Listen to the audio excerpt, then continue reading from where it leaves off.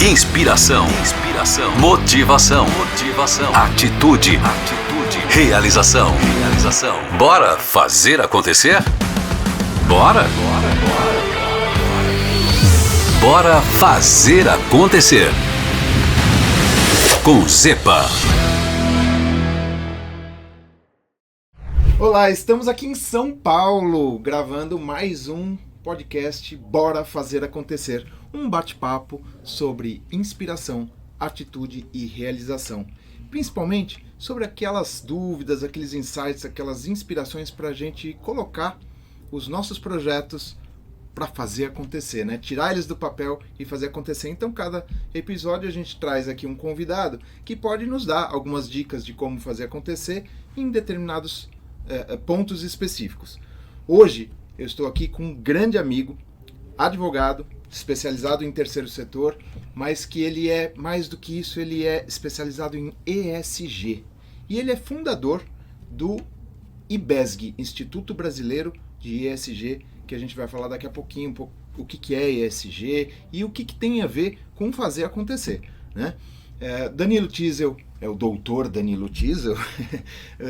Eu conheço ele, sei lá, quase 20 anos, então eu já posso chamar ele de Dan. Dan, obrigado por ter vindo aqui. Então, falar de ESG, mas mais importante que isso é estar com um amigo aqui. A gente é muito parceiro, claro, não só de amizade, mas também de negócios, né? A gente gosta de empreender. Aliás, a gente fala muito sobre isso, né? Sempre que a gente sai para conversar, então estou super feliz de estar aqui. Que legal. Então, Dan, seguinte, se a palavra é fazer acontecer, você é o cara do fazer acontecer em ESG. Tem uma iniciativa bacana aí que é o Instituto Brasileiro de ESG, da qual eu me sinto honrado de fazer parte também. Você também é conselheiro lá no Instituto, né? Me fala um pouquinho, o que é o IBESG, né? O que é, para que ele serve, para que ele veio, o que você tem de ideia com o Instituto?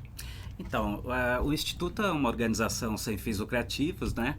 E ele nasceu na época da pandemia, na verdade, né? Naquela época que a gente até parou um pouco para refletir sobre a vida, né? Teve todo o lado ruim, terrível da pandemia, mas teve um lado que fez a gente dar uma parada e pensar. E nessa época, no escritório jurídico, né, como o Dr. Danilo, a gente começou a perceber que o público mudou muito. Foi mudando. Então, a gente sempre atendeu mais organizações da sociedade civil e, de repente, ao longo da pandemia, começaram a aparecer mais empresas e empresas preocupadas com questões ambientais, sociais, de governança sempre também. E aí começamos a ver, né, essa mudança no mercado. E o tema ESG, com a pandemia, ele foi bastante potencializado no Brasil. ESG é uma sigla, né, que existe já desde 2004, que quer dizer, né, que uma empresa, né, precisa se preocupar com métricas, com riscos relacionados a questões ambientais, sociais e de governança, e isso começou a ficar mais latente. Só um parênteses aqui, ESG é um acrônimo das palavras em inglês, meio ambiente, social e governança, né? Por isso que dá o ESG. No Brasil, às vezes algumas pessoas você pode encontrar por aí a sigla ASG, né? Já estão utilizando ASG porque é o aportuguesado, né? Para o ambiente.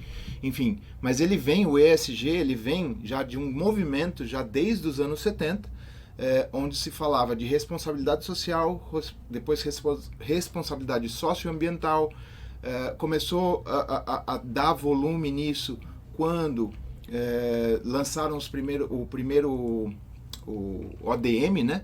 Que era os objetivos até 2015. Que era do milênio, né? Objetivos do milênio, era até 2015, né? E agora o ODS, que é até 2035. Um marco dessa história toda é um livro, né, que chama Canibais de Garfo e Faca. É verdade. Então, aí o livro ele trata da importância, né, do capitalismo, enfim, não se preocupar só com questões financeiras, né, mas também sociais e ambientais. Mas voltando à história, né? Então, na pandemia, começou a mudar o mercado, as pessoas falando de ESG, só que a gente percebia que muita gente ainda não estava muito direcionado.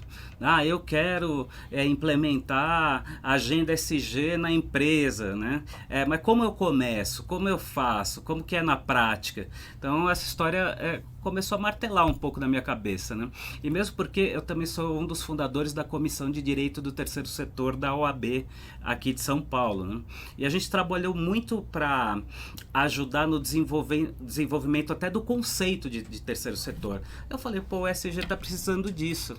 Então, e hoje tem uma comissão de ESG na OAB também? Na OAB tem, eu não tenho frequentado, né? Porque inclusive fiquei muito tempo de terceiro setor frequentando, e hoje acabei me afastando um pouco, até por causa do Instituto. E aí criamos o Instituto, né? Fomos pesquisar lá, até o nome, Instituto Brasileiro de ESG, não tinha.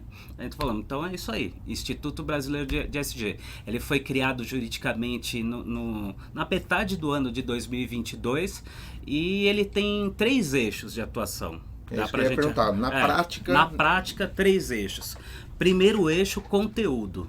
Né? Tá. Conteúdo, artigos acadêmicos ou não, vídeos, livro, podcast, livro, até mesmo seminários, né, que eu vou falar um pouco daqui a pouco.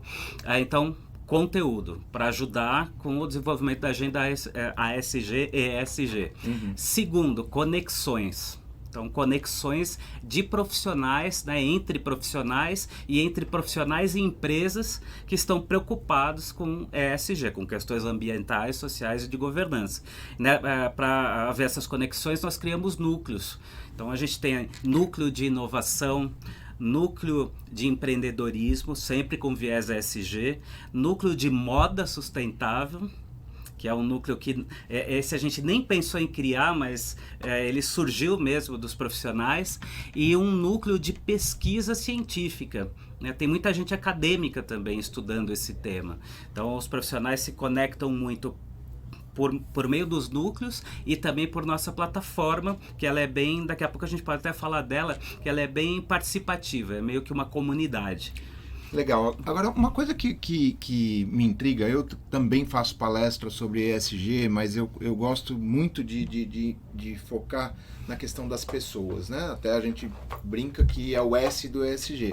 Ainda que o E, que é o meio ambiente, e o G, que é a governança, são, na verdade, quando a gente fala de ESG, a gente está falando de impactos positivos e negativos de decisões tomadas por pessoas. Sim. Né? Então tudo está envolvendo pessoas ali. O ESG, na verdade, se a gente for deixar de uma forma bem didática, quais são os impactos que uma empresa, uma organização social, uma organização de pessoas, enfim, porque o ESG ele permeia todo lugar que tenha pessoas envolvidas, que tenha um conjunto de pessoas, de regras, de recursos que estão sendo envolvidos. Então, quando as pessoas falam de ESG e muitas vezes se confundem com isso daí é coisa de grandes empresas, não é, né? Porque a gente pode colocar as práticas de ESG em pequenas empresas, em pequenos comércios, em organizações sociais, em organizações religiosas e até dentro de casa, não é, Danilo? Sim. É que esse termo ESG, ele surgiu em 2004 dentro do mercado financeiro, enfim, numa reunião da ONU, não precisamos aprofundar muito isso.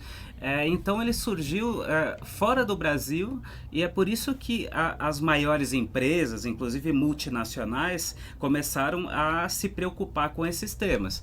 Então foi meio lógico que isso entrou pelas maiores empresas, mas ESG não é só para grande empresa, né? ESG todo mundo pode pensar nisso, inclusive pessoas. Agora, uma confusão que é feita, que a gente percebe o tempo todo, quando a gente fala, por exemplo, sustentabilidade, né, sustentabilidade econômica, sustentabilidade financeira, sustentabilidade na questão do meio ambiente, a gente está falando de uma coisa de longo prazo, né, de desenvolvimento sustentável. Então as coisas precisam ser sustentáveis. Quando a gente está falando de ESG, a gente está falando de hoje. Porque ESG tem muito a ver com métrica, com mensuração e com risco. Por exemplo, se você pensa em você causando um acidente ambiental, existe um risco, de acordo com a sua operação, de você causar esse acidente. Esse acidente vai impactar na tua reputação como empresa, vai impactar no teu lucro, vai impactar numa série de coisas legais, regulatórias.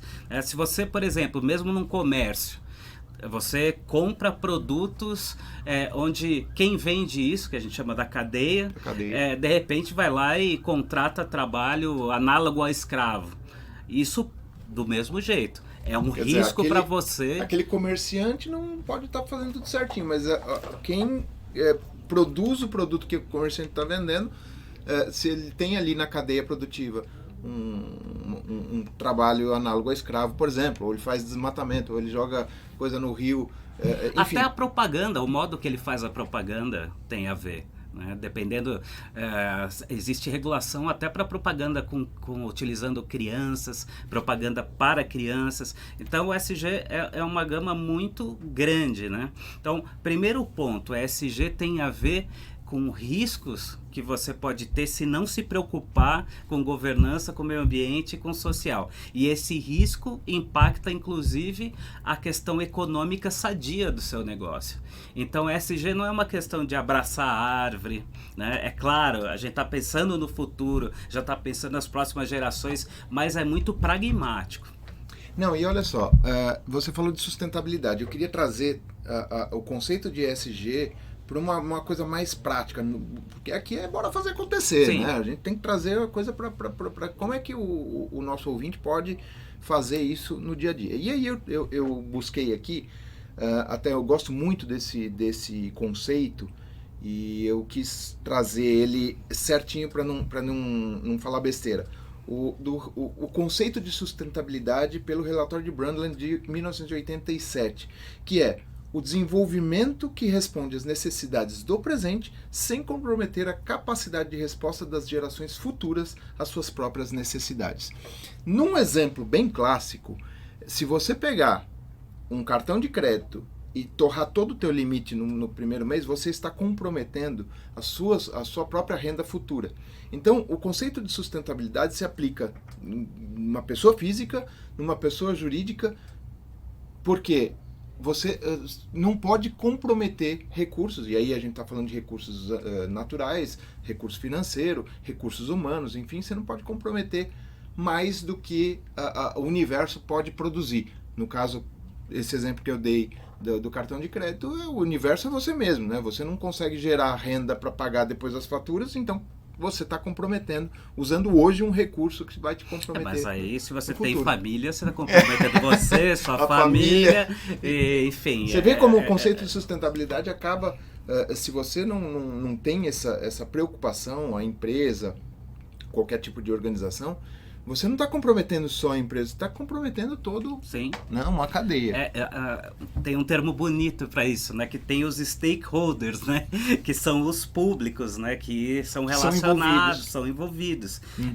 Então, tem muitos nomes que parecem stakeholder, né? E outros, inclusive, que a gente usa, mas quando você dá um exemplo mais simples, é muito tranquilo de entender. Porque, na verdade, o que acontece? Você tem que compartilhar valor. Não adianta você querer canibalizar tudo para você, com o seu negócio, e de repente, não pensando até nas pessoas que estão no entorno, em última análise, você está acabando com o seu próprio futuro cliente. É uma coisa simples, né? Então, se eu não penso no social, eu não estou retendo talento, né? Eu estou deixando as pessoas que trabalham dentro da empresa ou da organização que seja num estado de estresse muitas vezes, que ela não consegue produzir o que poderia produzir. Essa pessoa pode também começar a ter comprometimento emocional. A gente fala muito hoje de burnout e tudo mais. Então, não é só uma coisa que a gente pode falar idealista, o ESG. O ESG está pensando também no sucesso econômico das organizações. Então, se você não retém talento, se o seu funcionário tem burnout, né, daqui a pouco síndrome do pânico, se você não paga direito trabalhista, tudo isso está no S. Às vezes a gente pensa no S só com a cara para fora. Porque eu dou, né, eu faço doações. É importante? Mas não é só isso. Porque tem muita coisa interna, né? Claro. Que você precisa se preocupar com o social, que são as pessoas. E que muitas vezes tem a ver até com a governança, né? Você falou das leis trabalhistas, dos encargos trabalhistas ali. Quer dizer, isso tem a ver também com governança. Mas vamos voltar um pouquinho para o conceito de sustentabilidade. Eu gosto de trazer aqui sempre a frase do Zepa. A frase do Zepa é uma frase de minha autoria, que em algum momento eu usei ela para alguma coisa, mas que tem a ver com o nosso papo de hoje. E a frase de hoje é: para fazer acontecer amanhã, você precisa agir hoje. O que isso tem a ver com ESG? Então, tem a ver com o conceito até de sustentabilidade, né? Porque se a gente está falando que a gente quer que algo aconteça amanhã, não dá para a gente ficar pensando no amanhã, né? Porque o amanhã é o resultado do que você faz hoje. Então, é simples assim. Isso você falar em questão social, em questão ambiental, questão de governança, qualquer coisa, você tem que pensar no hoje. Aliás, eu acho que muitas pessoas, quando a gente fala o estado emocional das pessoas está complicado, o Brasil é um dos países mais ansiosos, tem pesquisa, né, que fala do mundo, é porque as pessoas têm, às vezes, medo até do amanhã, porque vive o amanhã hoje. E não faz hoje o que teria que fazer para ter o resultado amanhã. Então, está sempre se preocupando com um amanhã que não existe, deixando de fazer o hoje e viver e se divertir, inclusive. Então, eu acho que na sua frase é justamente isso. Seja em ESG, né? E quando a gente fala ESG, é importante você falar de governança, que tem a ver, inclusive, com o planejamento estratégico, com a sustentação financeira de uma organização. Com recursos, né? Com recursos, né? Com ética, com, enfim, uma série de conceitos. Quando você fala da parte social também, se você não pensar hoje na relação com os funcionários, na relação com os seus fornecedores, na relação com todos os públicos que você trabalha, amanhã você pode ter muitos problemas, e também na questão ambiental. E aí vem toda a história de você pensar que você é um pouco assim, eu penso sempre no terceiro setor. Porque a pessoa que é gestora de uma organização sem fins lucrativos, ela não é dona, ela está gerindo. Acho que o mundo é um pouco assim. Né? A gente não é dono do mundo. A gente está gerindo esse momento, mas tem outro que vai entrar. A gente não é dono nem da nossa família, se a gente for pensar, né? Porque dependendo de como você age hoje, né, com aquela família, dependendo de como for, ela te pica a mula. Cai fora. Ela cai fora e você fica ali. Então é bem ilusório. Porque você disse uma palavra que eu gosto muito de falar quando a gente fala sobre fazer acontecer, que é ética.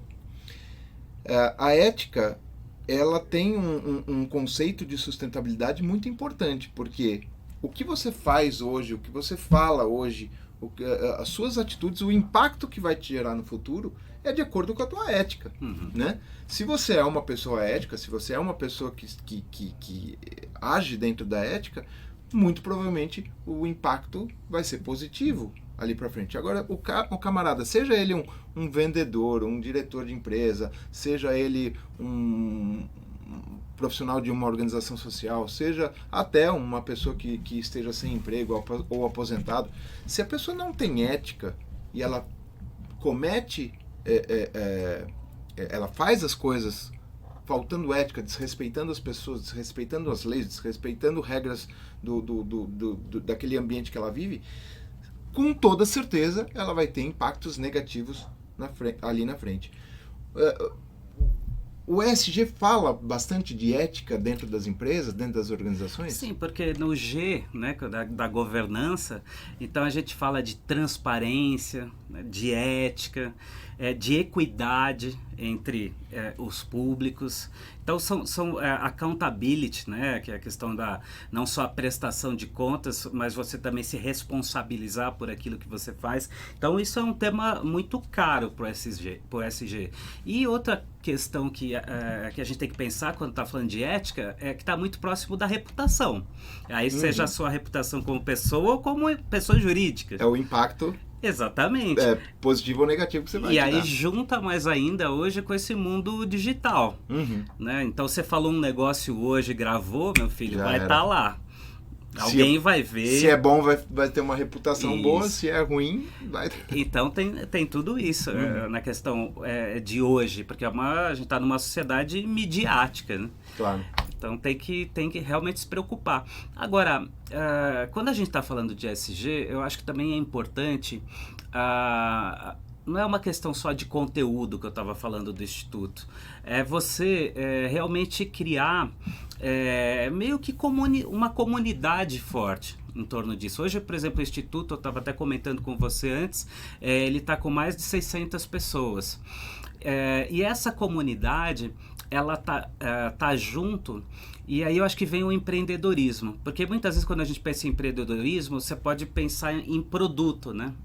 Mas hoje em dia é até engraçado quando você vai lendo sobre empreendedorismo e eu acabo me sentindo até, estou fazendo isso.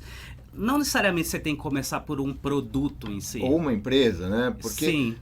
Até eu gravei um podcast ontem como convidado daí, não aqui no meu, mas a gente estava discutindo justamente isso. O que é empreendedorismo? Empreendedorismo é construir coisas. Sim. Não necessariamente um produto ou uma empresa, ou abrir uma loja, ou abrir uma startup. Não. É realizar coisas, né? Se você for cantar num coral de igreja, né? Ali o coral da igreja é um empreendimento, né? Porque ela tem um sonho, ela tem um planejamento e uma realização, que é, sei lá, apresentar por Papa, não sei. Então, existe toda a linha de um empreendedorismo. E quando a gente coloca as práticas de ESG em qualquer empreendimento, o impacto tende a ser mais positivo, Sim. certo? E mais que isso, a gente percebe no Instituto uns dados. É muito multidisciplinar. Então, você está no Instituto de ESG, você tá, né, comunicador, uma pessoa que dá palestra, uma pessoa empreendedora, criou o Instituto Filantropia, e tem contador, e tem engenheiro ambiental, tem, enfim, pessoas que trabalham com auditoria, professores, enfim, comunicadora, pessoa que trabalha com branding, medicina, tudo. Então nós temos todo tipo de profissional. Você viu aí? Presta atenção porque você tem a ver com ESG também. Parece que não, parece essas letrinhas aí você não conhece, mas ESG tem a ver com a sua profissão, com a sua realização também. Tem a ver, porque eu acho que as questões ambientais, sociais, né, e de governança, que na verdade é uma palavra um pouco imponente, mas nada mais do que a gente planejar a nossa vida, pensar na sustentabilidade e tudo mais, né? Então eu acho importante que as pessoas pensem sobre isso. Isso é um ponto. Outro ponto que é bem curioso, creio que uns 70% a 80% dos membros do Instituto são mulheres. E isso é muito interessante. As mulheres, nas questões de sustentabilidade, principalmente social, elas são um número maior do que homens. As mulheres estão sempre à frente da gente, né? Sim. Sempre. Não, isso é um dado interessante que a gente vai pesquisando quando vai vendo todos esses membros que estão entrando. E por isso que a gente criou no Instituto, inclusive, um programa que chama Mulheres em ESG. Que legal. Isso daí a gente estava conversando um pouquinho antes de entrar no ar aí. Eu quero participar desse programa aí. Vamos falar você está falando de mulheres e tudo mais, e você falou agora um pouco ali atrás sobre equidade, né? Hoje a gente vive num mundo tão polarizado, né?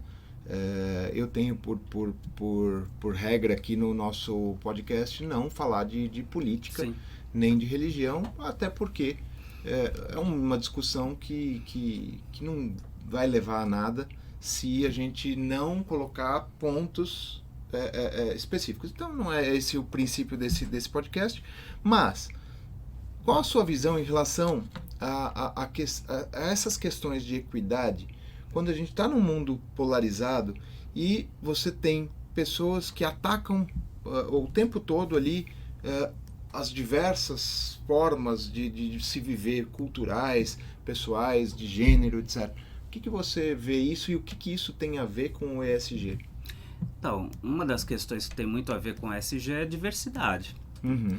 E diversidade, você está falando não só de gênero, né? Você está falando de diversidade em vários aspectos. E a gente tem que tomar um certo cuidado quando começa a quase que segregar públicos diferentes. Uhum. Porque, por um lado, isso parece ser algo super bom para a diversidade. Porque agora eu tenho que me preocupar com o público A, com B, com C, com D. Mas se você começa a juntar esses públicos e cada um se fechar em si mesmo, você acaba com a diversidade. Porque o grande lance da diversidade não é só uma questão de respeito ao próximo e tudo mais, mas a criatividade está muito ligada à diversidade. Até a produtividade, muitas vezes, ela aumenta com a diversidade, porque você tem pensamentos diferentes. Então, eu vejo isso. Isso eu ia falar, né? A diversidade não está só no estilo de vida da pessoa ou na orientação sexual, nem nada. Está na diversidade de pensamentos, Exatamente. Né? De que doutrina que a pessoa gosta de respeitar e segue e acredita, né? E eu acho que a gente precisa ouvir mais. As pessoas estão muito faladoras, né, ultimamente. O cara quer expressar a opinião dela e não ouve a opinião dos outros. Não é isso que a gente está... Eu tenho sentido essa muito polarização acaba causando isso. Porque você acaba achando que o que o outro fala, você não quer nem ouvir.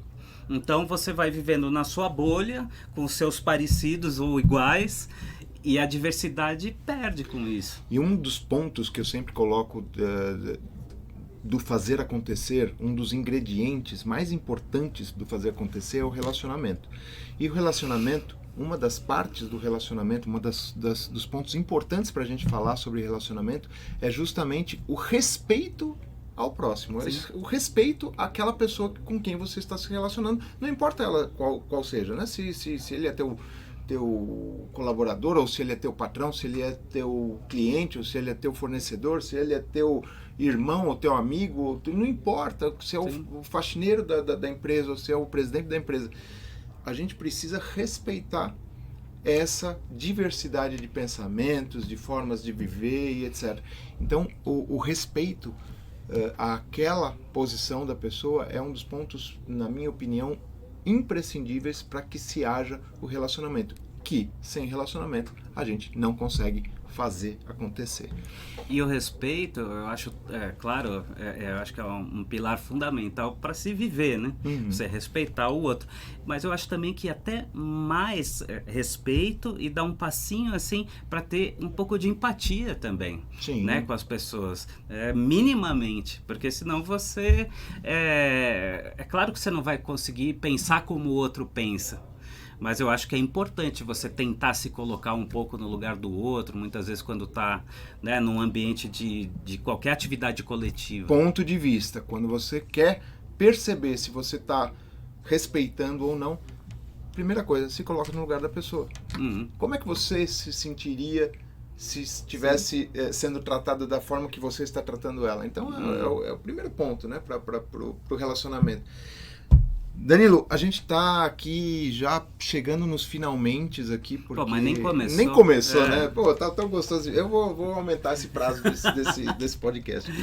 Mas eu queria, até como um recado final, todo podcast eu tô pedindo para que o convidado traga alguma ideia, alguma ferramenta, algum aplicativo, alguma forma, alguma coisa...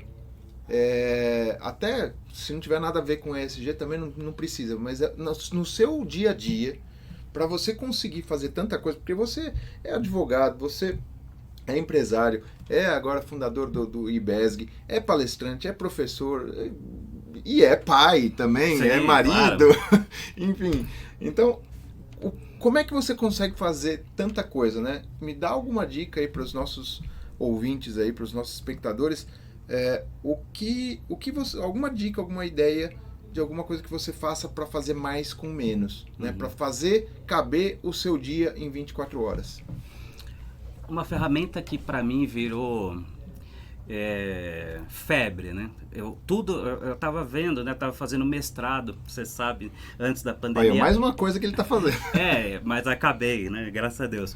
E até para fazer uma dissertação de mestrado, eu uso mapa mental.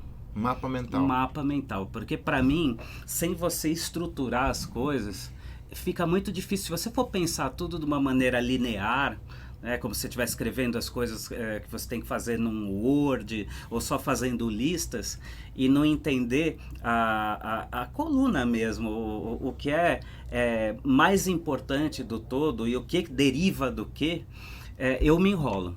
Então, para mim, o mapa mental, eu acho que é a ferramenta mais importante que eu tenho. Olha a dica aí. Mapa mental, existem inclusive aplicativos, sites, alguns gratuitos, inclusive, alguns pagos, enfim. Dá uma googada ali, mapa mental, você acha alguns aplicativos para isso. E o mapa mental tem muito a ver com o que eu falo muitas vezes, que para a gente fazer acontecer, a gente precisa fazer um download mental. O que é um download mental? É você não deixar suas ideias só na sua cabeça. Por quê? Deixar as ideias na cabeça, a gente se perde. Né? Se a gente fica com aquela coisa, eu preciso pagar o boleto, eu preciso pegar a criança na escola, eu preciso mandar a resposta para o cliente, eu preciso... e tudo isso são as suas atividades, ficam na sua cabeça, você se perde, alguma coisa você vai esquecer. Espero que não seja o filho na escola. Então, faça um download mental. Eu uso muito aplicativos de tasks, né? de tarefas, e concentro tudo. Eu tenho alguma coisa, eu estou às vezes ali no carro dirigindo, indo para algum lugar, não sei, eu lembrei que eu preciso fazer alguma coisa. Na hora eu já passo um áudio para mim mesmo no WhatsApp, lembrar de fazer tal coisa. E depois isso vai pro meu... Márcio, isso eu faço direto. Eu tenho uns 5 grupos comigo mesmo. É verdade. Eu tenho um que chama Inspirações. Qualquer ideia que eu tenho, eu mando pro Inspirações, que sou eu comigo mesmo. Então vou guardando ali. Enfim, tenho alguns grupos temáticos. Isso no WhatsApp tem me ajudado muito. Então, porque a gente não pode ficar com tudo na cabeça, não tem como. A gente tem que, para fazer acontecer, a gente precisa organizar as nossas tarefas e dar prioridade. E eu fico muito feliz de você ter priorizado a criação do IBESG, porque eu me sinto honrado, mais uma vez, de fazer parte do IBESG. Não vejo a hora de a gente estar aí viajando para fazer o giro IBESG, Giro né? IBESG, né? O IBESG se inspirou muito no Instituto Filantropia e no que o Márcio estruturou, a Thaís. Na verdade, eu acho que a vida, ela inspira você a fazer coisas novas, né? Esses dias, ontem eu estava numa reunião de comitê, né? Que a pessoa colocou uma frase assim, que não dá para criar novos caminhos em mapas antigos. Aí todo mundo, é verdade, mudou o cenário, agora não dá mais, não sei o quê. Mas, gente, se você não considerar para o futuro aquilo que você já passou, eu acho que você está eliminando toda a sua experiência. Uhum. Então, muitas vezes, tem os mapas antigos, eles são importantes, inclusive, para você não validar coisas que você já fez, como o próprio empreendedor. Pô, quantas vezes a gente não dá certo, né? Então, e a gente vai aprendendo esse caminho. Então, eu acho que tudo que a gente faz é bagagem. E uma coisa que eu penso muito com relação ao empreendedor: tenta entender o que é o medo, cara. Muita gente não empreende porque tem medo do que vai acontecer. E medo não é a falta de coragem, né? O medo você tem sempre. A coragem, na verdade, a coragem não é a ausência de medo, né?